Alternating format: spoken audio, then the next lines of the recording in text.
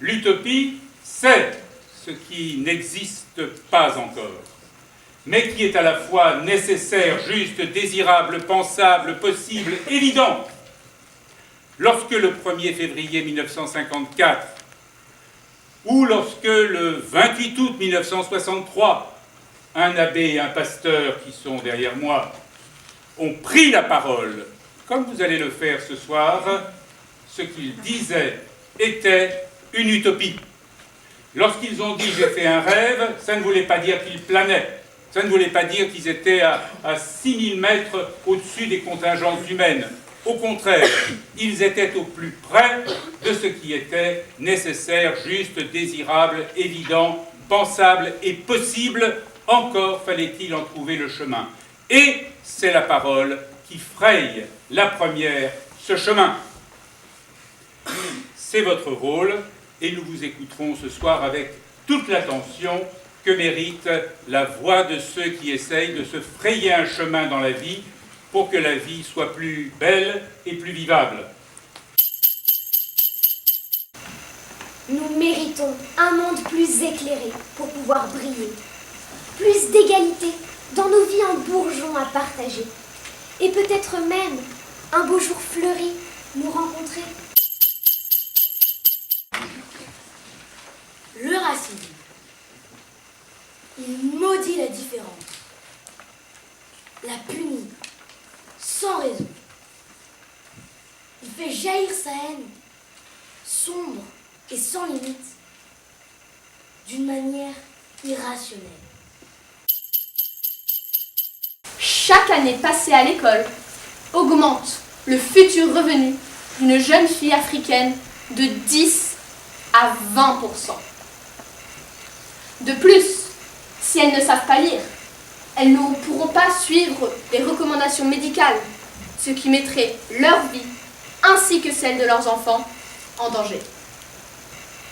Mais surtout, toutes ces jeunes filles non scolarisées ne pourront pas prendre part au développement de leur pays. C'est donc aussi un risque pour le développement de votre pays. Et pourtant, savez-vous combien de Français sont donneurs? La dernière étude réalisée pour l'établissement français du sang mettait en avant des résultats surprenants. Alors que 90% des Français se disent d'accord pour donner leur sang, seulement 4% le font réellement. Quant aux dons de moelle osseuse, n'en parlons pas. Le fichier qui recense les volontaires compte 280 000 inscrits en France, contre près de 6 millions en Allemagne. Je crois que le rôle de l'État est d'assurer les services qu'il doit à ses citoyens tout en investissant sur le très long terme pour sa propre prospérité, tel un bon père de famille. Le bon père de famille veille à l'éducation, à la santé, à la sécurité et au logement de ses enfants sans aucune stratégie économique. Il ne s'endette pas outre mesure pour consommer plus que ce dont son foyer a réellement besoin et est le garant d'un équilibre entre ressources et dépenses. Avons-nous appris à travailler le fond de notre discours? Avons-nous appris à trouver des arguments fiables et fondés? Non. Au contraire, il nous a été enseigné à défendre n'importe quelle position en argumentant de manière logique et avec aplomb. La sincérité de nos arguments dépendant uniquement de l'éthique de l'orateur. Il en est de même en politique. Il est malheureux de voir que la forme l'emporte sur le fond, que le paraître passe avant l'être. Mais au contraire, les jeunes vont à contre-courant de ces idées reçues, de ces stéréotypes. Ils utilisent tous les moyens à leur disposition et la chance qu'ils ont de vivre au XXIe siècle pour faire bouger les choses. Le premier exemple est le défi écologique. En effet, les jeunes mesurent tout le défi que représente le réchauffement climatique. Ils y emploient tout leur enthousiasme, toute leur créativité pour trouver des solutions. women. The need to compete with men has provoked a constant competition between women themselves. Women compare, undermine, and judge each other all the time. And society has given to women the image that they can only achieve something if it's with a man by their side. Okay, imagine you're in a restaurant, you're having dinner, and this gorgeous woman walks through the room. What's your reaction?